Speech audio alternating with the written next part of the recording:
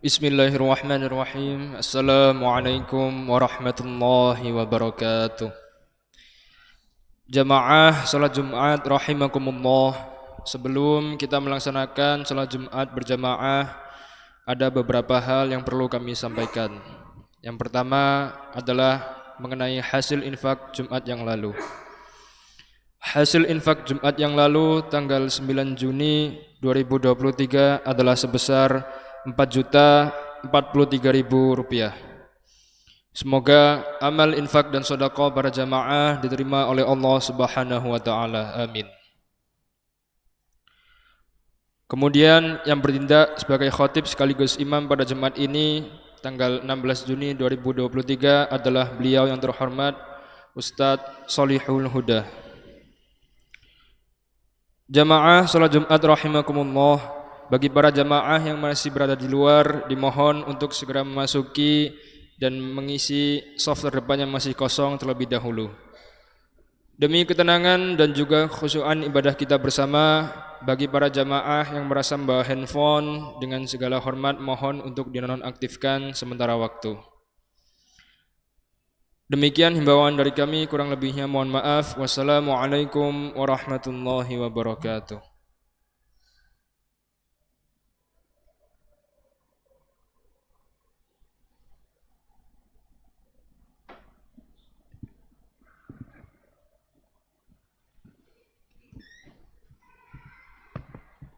Bismillahirrahmanirrahim. Assalamualaikum warahmatullahi wabarakatuh. Allahu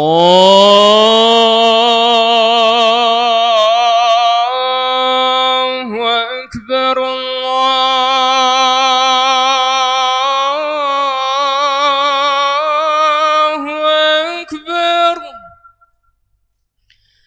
Allahu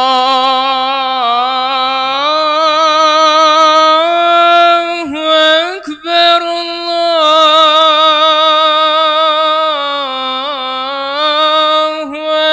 Akbar. Asyhadu an la ilaha illallah.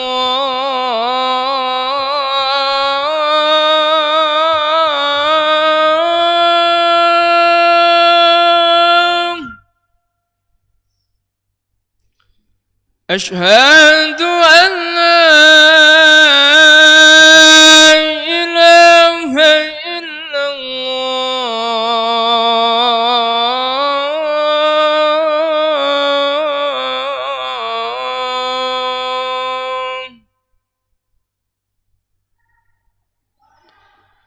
Asyhadu anna Muhammadar Rasulullah.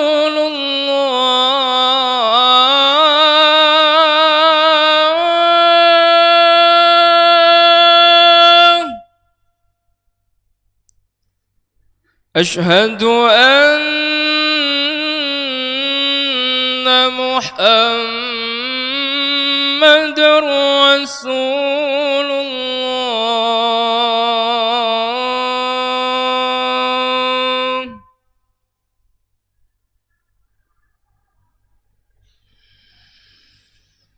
Hayya 'alas salah.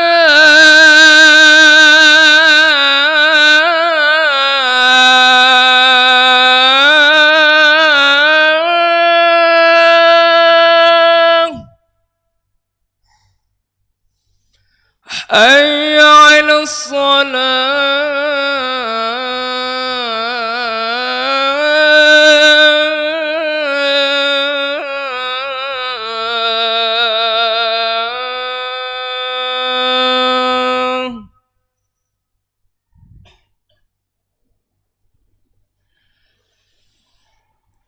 Hayya 'alal falah.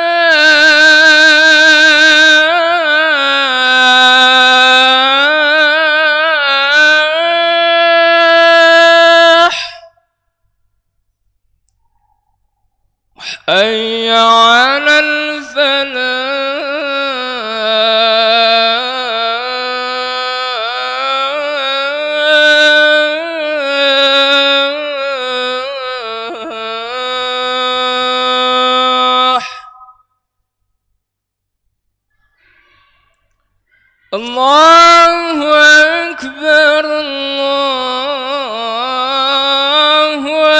أكبر لا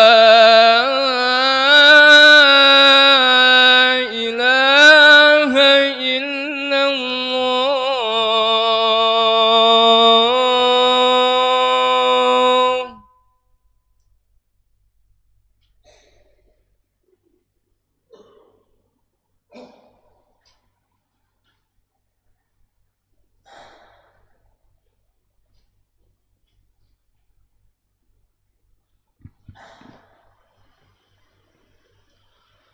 Alhamdulillahilladzi arsala rasulahu bil huda wa dinil haqq liyudhhiru ala dini kulli wa kafa billahi syahida. Asyhadu an la ilaha illallah wahdahu la syarikalah wa asyhadu anna Muhammadan abduhu wa rasuluhu la nabiyya ba'da. Allahumma shalli ala Muhammad wa ala ali Muhammad kama shallaita ala Ibrahim wa ala ali Ibrahim wa barik ala Muhammad wa ala ali Muhammad kama barakta ala Ibrahim wa ala ali Ibrahim innaka Hamidum Majid. Wa qala ta'ala fil Qur'anil Karim a'udzu billahi minasy syaithanir rajim la in syakartum la azidannakum wa la in kafartum inna adzabi lasyadid. Wa qala aidan ya ayyuhalladzina amanu ittaqu haqqa tuqatih wa la tamutunna illa wa antum muslimun. Shadaqallahul adzim. Jamaah salat Jumat rahimakumullah. Pada kesempatan yang berbahagia ini mari kita bersama-sama mengucapkan rasa syukur kita kehadirat Allah Subhanahu wa taala yang mana kita semua hingga saat ini selalu diberikan oleh Allah berupa nikmat kesehatan, kesempatan, inayah, ma'unah, sehingga dalam kehidupan kita insya Allah kita selalu diberi naungan oleh Allah kehidupan yang bahagia dunia fil akhirah. Amin ya rabbal alamin. Jamaah salat Jumat rahimakumullah. Salat dan salam mudah-mudahan masih kita limpahkan kehadirat junjungan kita Nabi Muhammad sallallahu alaihi wasallam yang telah membimbing, mengajari kita semua dari jalan kehidupan yang penuh kehinaan menuju jalan kehidupan yang penuh kebahagiaan dengan dinul Islam. Dan saya selaku khotib mengajak diri saya sendiri dan mengajak seluruh jamaah untuk selalu meningkatkan amal kebajikan kita, meningkatkan kesadaran kita untuk selalu berfastabil khairat, karena salah satu indikator dari peningkatan ketakwaan kita ini adalah dalam kehidupan kita ini selalu ada pertambahan kebaikan dalam diri kita. Salah satu ciri orang yang bertakwa itu adalah dalam kehidupannya selalu mengalami pertambahan kebaikan, bukan malah kemunduran dalam kebaikan. Sehingga melalui khutbah Jumat hari ini izinkan saya sedikit memberi satu gambaran bagaimana kita ini supaya dalam kehidupan kita ini selalu menambah atau berfastabil khairat dalam kehidupan, baik untuk diri kita sendiri, keluarga kita maupun untuk masyarakat kita. Jamaah Jumat rahimakumullah.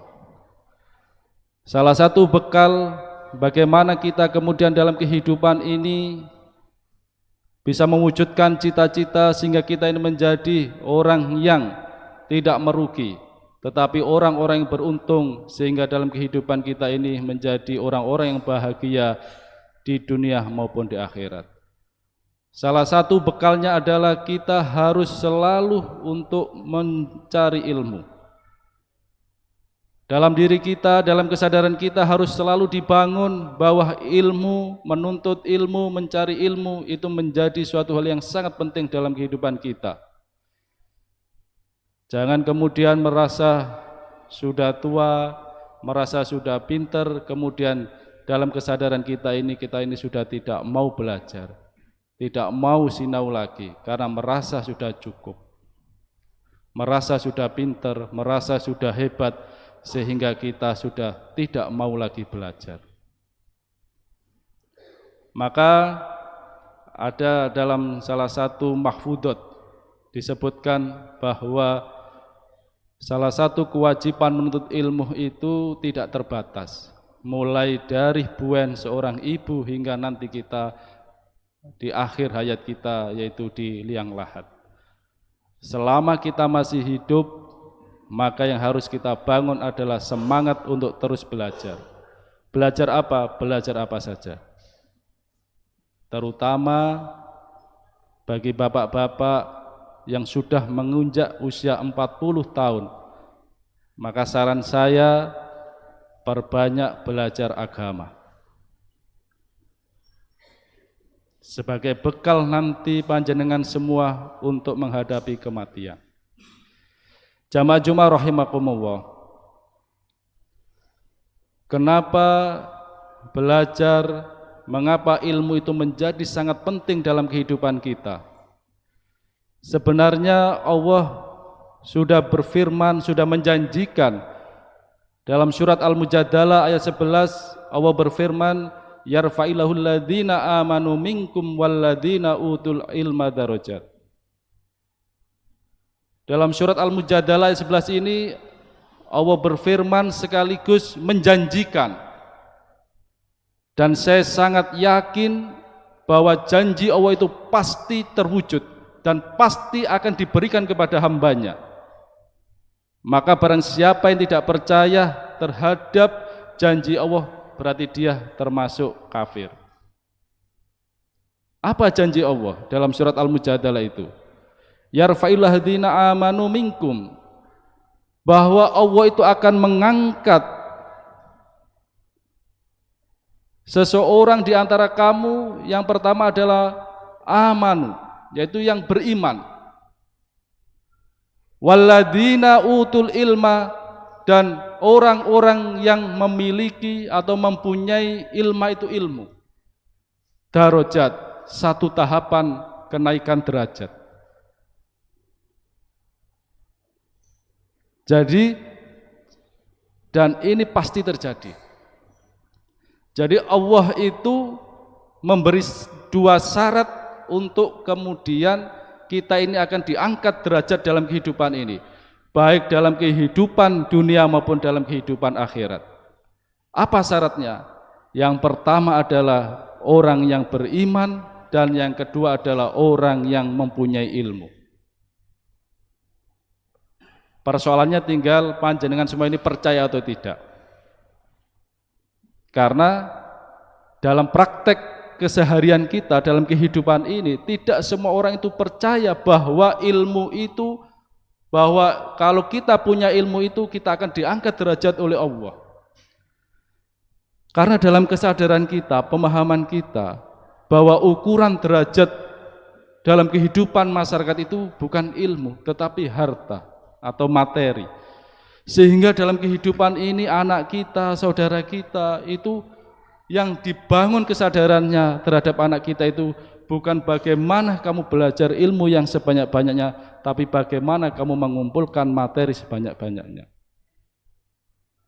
Atau kalau dalam bahasa kampus itu, orientasi hidup kita ini sangat kapitalistik. Dalam melihat apapun, dalam memperlakukan apapun, termasuk memperlakukan anak kita itu sangat kapitalistik. Atau semuanya itu diukur dengan materi. Sehingga apa? Sehingga tidak salah kemudian anak ini mempersepsi orang tuanya, melihat orang tuanya itu juga sangat materialistik. Gimana materialistik itu? Cara berpikir yang materialis itu adalah cara berpikir berdaya guna, bernilai guna. Kalau sesuatu itu sudah tidak ada gunanya, maka sudah dianggap tidak ada manfaatnya, dibuang. Lah kalau anak kita ini kita ajari dalam berpikirnya, dalam hidupnya bahwa yang paling penting itu adalah materi, maka jangan salahkan anak kita ini menganggap kita, menyikapi kita ini juga seperti barang. Kalau bapakku sudah tidak ada gunanya, maka akan saya taruh di panti jompo saja, ngerepoti, ngeruweti, karena sudah tidak bisa memberi apa-apa, maka dibuang. Dan itu fakta real terjadi banyak di sekitar kita. Bagaimana seorang anak ini memperlakukan orang tuanya itu seperti bara. Dia akan digunakan kalau masih bisa digunakan untuk dirinya, tapi akan dibuang kalau sudah tidak ada gunanya. Sehingga banyaklah kemudian orang-orang tua ini dimasukkan ke panti jompo atau ke panti lasih dan sebagainya. Naudzubillah min dzalik. Jamaah Jumat rahimakumullah. Maka pertanyaannya adalah bagaimana kemudian kita ini mendapatkan ilmu sehingga dalam kehidupan kita ini, kalau kita ini sudah dapat ilmu, maka otomatis janji Allah akan pasti terwujud bahwa kita akan diangkat derajat kehidupan kita. Dan derajat itu ukurannya tidak harus materi, bisa juga kebahagiaan, bisa juga ketenangan dalam hidup, anak-anaknya nurut, anak-anaknya ngerti, rezekinya barokah, hidupnya tenang, istrinya taat, suaminya perhatian kepada keluarga. Itu bagian dari juga pengangkatan derajat Allah kepada orang-orang berilmu. Karena kalau kemudian diukur materi, berapa banyak orang yang kaya raya tapi dia tidak menemukan kebahagiaan apapun dalam hidupnya. Berapa banyak orang yang punya jabatan, punya kekuasaan, hidupnya tidak karu-karuan. Contoh terakhir kemarin yang terjadi di Rafael itu, yang kasus Mario Dandi itu. Berapa uang yang dia miliki, ratusan miliar, tapi sekarang apa? Anaknya melebu penjara, dia sendiri melebu penjara, hartanya disita KPK, habis dia. Itu salah satu pembacaan saya karena apa? Mendidik anaknya dengan materi, bukan dengan ilmu, baik ilmu pengetahuan maupun ilmu akal. Jamaah Jumat rahimakumullah. Lah, untuk mendapatkan ilmu ini ada satu kitab yang sering diajarkan di dunia pesantren. Kitab ini sangat lama, judulnya Al-Lala. Kitab ini sudah lama, ditulis seorang kiai di salah satu pesantren di Kediri. Dia menjelaskan, Al-Lala tanalul ilma illa bisittatin. Ingatlah wahai manusia, kita, panjenengan semua, untuk mendapatkan ilmu itu ada 6 syarat yang harus terpenuhi. Dan jika 6 syarat ini tidak ada, salah satu saja tidak ada, maka ilmu itu belum bisa terwujud. Apa jamaah 6 syarat itu? Yang pertama adalah dzukain. Dzukain itu artinya cerdas. Cerdas itu artinya apa? Akal kita ini sehat. Akal kita ini berarti bisa untuk diajak berpikir. Maka kalau akal ini sudah rusak, maka diajari apa saja tidak akan bisa masuk. Makanya kenapa orang gila itu tidak punya kewajiban menuntut ilmu, karena akalnya sudah rusak. Dan kasihan gurunya kalau kemudian ngajari orang-orang gila itu, menghabiskan waktu, menghabiskan biaya tapi tidak ada hasilnya. Maka syarat pertama adalah dzukain. Yang kedua adalah wahirsin. Wahirsin itu artinya punya semangat yang kuat, punya punya niat yang kuat untuk menuntut ilmu. Dan itu adanya adalah di hati dan di kesadaran ini. Makanya untuk melihat anak didik ini serius belajar atau tidak itu dilihat dari niatnya. Karena niat ini akan berdampak terhadap perilakunya. Makanya kalau dalam teori pemikiran itu bahwa paradigma seseorang itu akan mempengaruhi perilaku seseorang. Kalau paradigmanya males, maka perilakunya juga males-malesan. Kenapa orang itu bisa semangat, kenapa orang itu bisa males, kenapa orang ini marahan, kenapa orang ini sabaran? Itu salah satunya adalah karena paradigmanya. Maka wahirsin itu menjadi salah satu syarat untuk kita mendapatkan ilmu. Kenapa? Lah nek gak serius, gak niat, maka akan mudah sekali putus asa, mudah sekali mutung, mudah sekali gerendul dan sebagainya. Makanya kalau panjenengan jadi guru, lihat aja kalau di kelas itu, kalau sudah wajahnya sayu, ngantuan, nah itu berarti problem di sini. Wahirsinnya kurang, nggak kuat. Kenapa? Karena orang itu kalau punya semangat yang kuat, maka dia akan serius untuk mendapatkan sesuatu itu. Jamaah Jumat rahimakumullah. Itu syarat yang kedua. Syarat yang ketiga apa? Wastibarin. Jadi untuk mendapatkan satu ilmu itu syarat yang ketiga adalah dia harus sabar. Menuntut ilmu itu harus sabar. Ngaji itu harus sabar. Panjenengan buat majelis taklim di masjid ini itu harus sabar untuk belajar Al-Quran, belajar agama, belajar apa saja. Itu syaratnya harus sabar. Kenapa? Karena tidak mudah.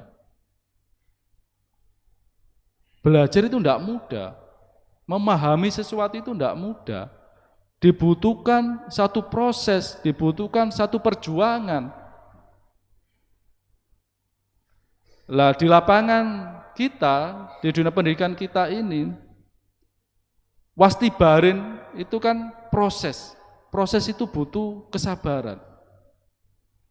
Maka kalau modelnya itu instan, serba kilat, ya tidak mungkin dapat, ya hanya sekilas saja.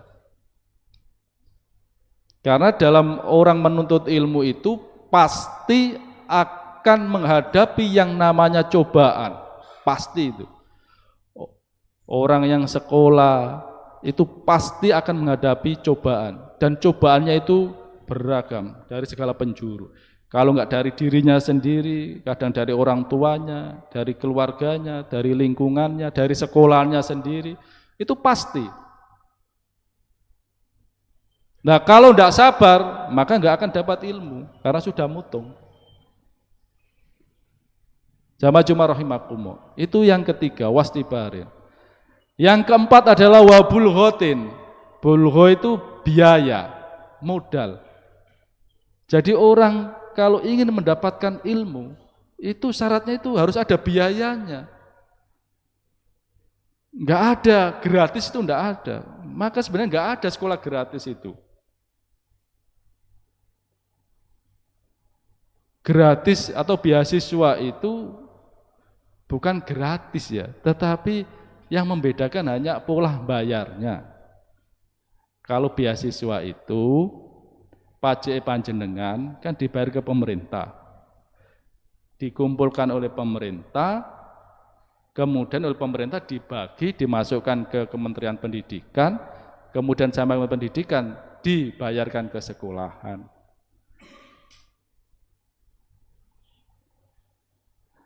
Jadi sebenarnya enggak gratis, enggak ada. Kenapa? Karena syarat untuk mendapatkan itu butuh bulgho, butuh biaya. Nah gimana kalau enggak ada biaya? Bagaimana membeli buku, bagaimana membangun infrastruktur, lab dan sebagainya, bayari gurunya dan sebagainya. Kalau gratis, tutup. Nah, jadi sebenarnya enggak ada sekolah gratis itu. Yang membedakan adalah panjenengan bayar sendiri atau panjenengan dibantu oleh pemerintah. Jadi yang bayari pemerintah. Nah, uangnya pemerintah dari mana? Ya dari panjenengan sendiri, dari bayar pajak dan sebagainya itu. Jadi sebenarnya ya muter aja. Itu.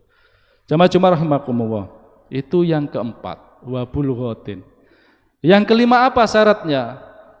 Yang kelima adalah wa irsadu ustadin. Irsadu itu petunjuk, ustadin itu guru.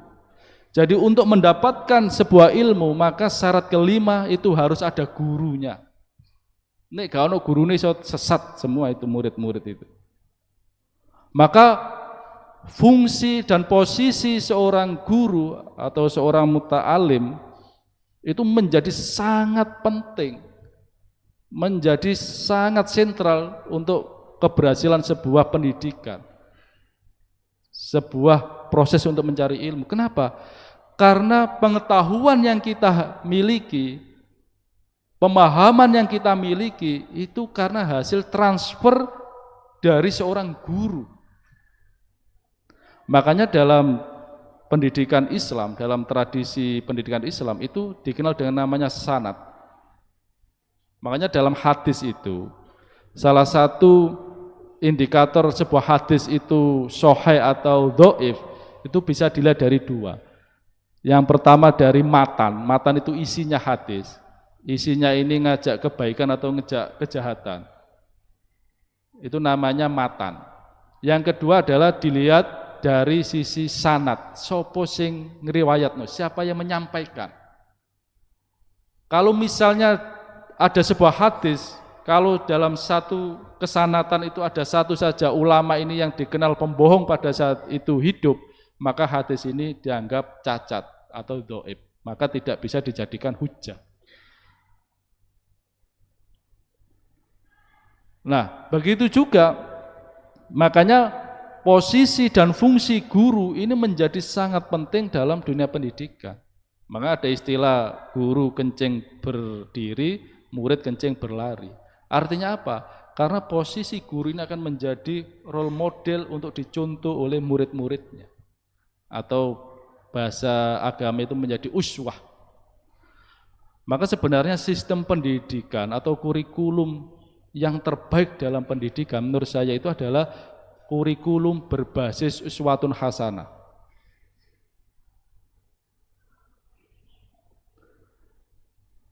Jadi berbasis uswatun hasanah itu ya role modelnya ya guru-gurunya itu. Makanya kalau di dunia pesantren posisi kiai atau ustadznya itu menjadi role model dari santri-santrinya. Makanya keberhasilan sebuah pendidikan itu salah satu faktor utamanya adalah gurunya. Kenapa? Karena dia menjadi role model yang dilihat oleh murid-muridnya. Maka di sini apa? Uswah itu menjadi sangat penting. Lah, problem di masyarakat kita itu apa yang hilang? Kalau secara infrastruktur kita ini sudah luar biasa. Sekolah itu sekarang secara fisik itu berlomba-lomba membangun gedung. Secara pembiayaan sekarang ini semua sektor ini sudah saling membantu.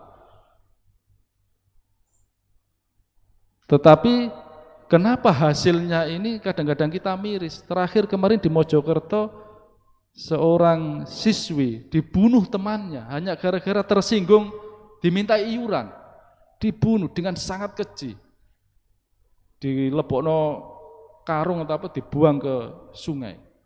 Anak SMP. Terus saya kemarin baca di salah satu media online itu, kalau nggak salah di luar Jawa itu anak SD diperkosa sama apa temannya sendiri di semak-semak. Jangan salah anak kelas 5 atau kelas 6. Dan mungkin masih banyak lagi fenomena, bukan fenomena, fakta-fakta yang terjadi di tengah masyarakat kita. Lah, menurut saya, kenapa produk pendidikan itu di lapangan kok seperti itu? Saya melihat ada satu yang hilang, bukan kurikulum ininya, literasinya, pengetahuannya enggak.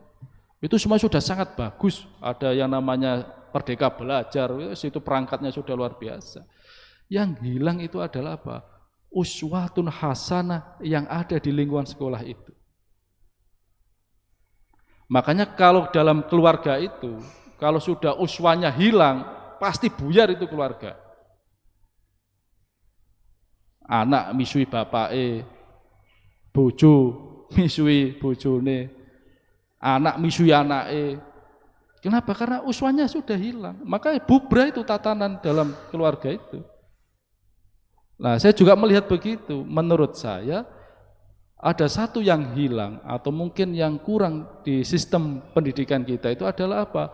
Karakter uswatun hasanah itu. Dan ini memang berat. Kenapa? Karena akan kembali kepada diri kita masing-masing. Enggak bisa. Itu. Jamaah Jumat rahimakumullah. Dan yang terakhir selain wa irsadu ustadin adalah watulu zamanin. Watulu zaman itu artinya butuh waktu yang panjang. Butuh proses. Jadi orang sekolah, orang mencari ilmu itu butuh watulu zaman, butuh waktu. Ora iso instan. Lah yang sekarang ini kan semuanya kan mau serba instan, pengen nang lulus, pengen dapat ijazah. Maka yang terjadi apa? Jual beli ijazah toh. 15 juta S1. 30 juta S2. 50 juta S3. Gak usah kuliah. Langsung dapat ijazah. Kenapa? Karena cara berpikir kita ini serba instan. Yang penting oleh ijazah, gak penting ilmune. Maka tidak heran kemarin itu Kementerian Pendidikan Tinggi itu menutup ada 50 perguruan tinggi se-Indonesia ini ditutup. Di Jawa Timur itu ada 13 yang ditutup. Kenapa? Ya itu tadi. Gak tahu kuliah oleh ijazah, langsung wisuda. Yang masuk 100, yang di wisuda 1000. Berarti yang 900 siluman. Yang penting bayar. Wah, ngeri ini, sangat berbahaya. Kenapa? Karena kesadaran kita tadi itu, waktu lu zamannya hilang. Semuanya serba instan. Dan ini saya kira tidak hanya di dunia pendidikan, mungkin juga dalam kehidupan sosial kita. Paradigma instan ini sudah sangat menjalar dalam kehidupan kita, dalam melihat apapun. Atau jangan juga dalam melihat beragama juga sangat instan. Tidak mau proses, yang penting pengen masuk surga, tapi tidak mau soro, ngebon. Jamaah Jumat rahimakumullah. Saya kira itu yang saya sampaikan. Semoga bermanfaat. Rabbik warham wa anta khairur rahimin.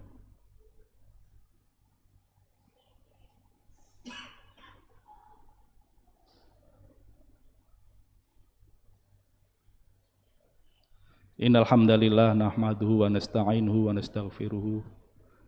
Asyhadu an la ilaha illallah wahdahu la syarikalah wa asyhadu anna Muhammadan abduhu wa rasuluhu la nabiyya ba'dah. Jamaah Jumat rahimakumullah, di khutbah yang terakhir ini saya ingin menyampaikan kesimpulan dari khutbah pertama bahwa kalau kita ingin diangkat derajat dalam kehidupan kita ini, baik di dunia maupun di akhirat, maka syaratnya adalah kita harus menjadi orang beriman dan harus memiliki ilmu. Maka untuk mendapatkan ilmu ada 6 syarat yang harus terpenuhi dalam diri kita maupun dalam kehidupan dunia pendidikan. Apa 6 itu? Yang pertama adalah dzukain, wa hirsin, wastibarin, wa bulghatin, wa irsadu ustadin, wa tulu zamanin. Dzukain itu artinya akal kita sehat.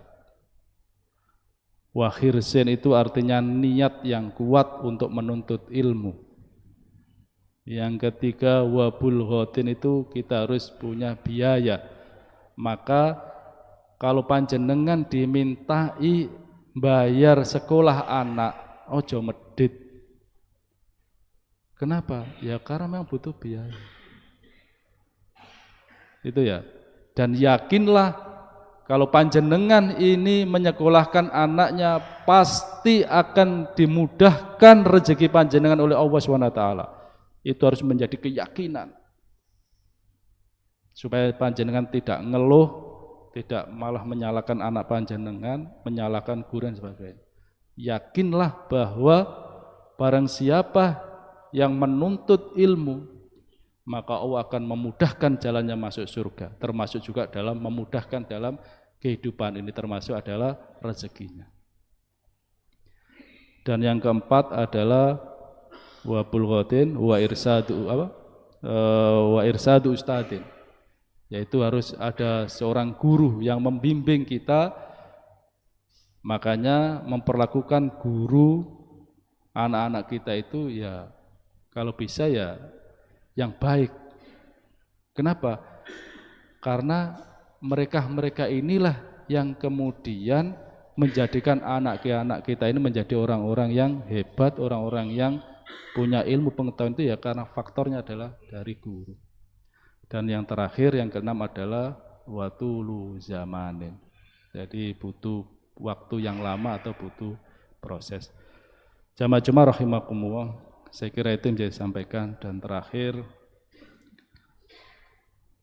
mari kita berdoa kepada Allah, dan saya doakan juga kepada seluruh jamaah bagi yang sedang membiayai anaknya sekolah, diberikan kemudahan oleh Allah jalan rezekinya, dan bagi Allah memberi rezeki kepada hambanya. Kalau hanya 10 juta itu terlalu mudah, ngasih makan seluruh manusia sedunia ini aja enteng bagi Allah. Kalau hanya SPP 5 juta, 3 juta itu sangat mudah. Maka yakinlah bahwa apa yang kita lakukan itu pasti diberi jalan oleh Allah. Bismillahirrahmanirrahim.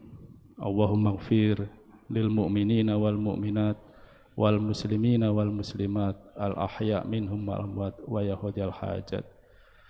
Allahumma inna nas'aluka salamatan fid din wa afiatan fil jasad wa ziyadatan fil ilmi wa barakatan fil rizqi wa taubatan qablal maut wa rahmatan indal maut wa maghfiratan ba'dal maut. Allahumma hawwin alaina fi syakaratil maut wan najata minan nar wa afa indal hisab. Rabbighfirli wa liwalidayya warhamhuma kama rabbayani shaghira. Rabbana hab lana min azwajina wa dzurriyyatina wa qurrata a'yun waj'alna lil muttaqina imama. Rabbana atina fid dunya hasanah wa fil akhirati hasanah wa qina adzabannar. Walhamdulillahirabbil alamin. Assalamualaikum warahmatullahi wabarakatuh. Allahu Akbar, Allahu Akbar. Ashhadu an la ilaha illallah. Ashhadu anna Muhammadar Rasulullah. Hayya 'alas salati, hayya 'alal falah. قد قامت الصلاة قد قامت الصلاة. الله أكبر الله أكبر. لا